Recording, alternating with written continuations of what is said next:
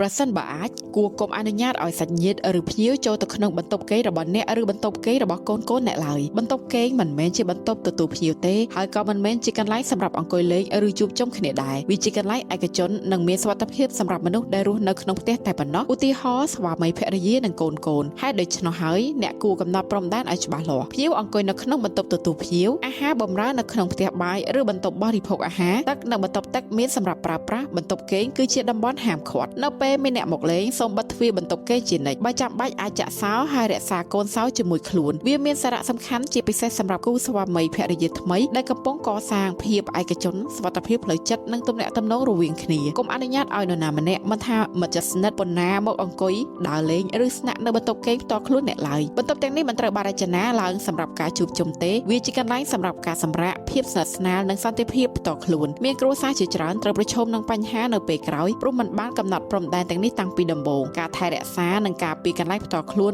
ឬបន្ទប់គេងជួយការពារអាពាហ៍ពិពាហ៍កូននិងភាពសុខសាន្តក្នុងផ្ទះការកំណត់ព្រំដែនច្បាស់លាស់អំពីឯកជនភាពរបស់អ្នកនិងអ្នកមកពីខាងក្រៅអាចជួយឲ្យគូស្វាមីភរិយាបង្កើនភាពជិតស្និទ្ធសេចក្តីស្រឡាញ់និងការជឿទុកចិត្តលើគ្នាទៅវិញទៅមក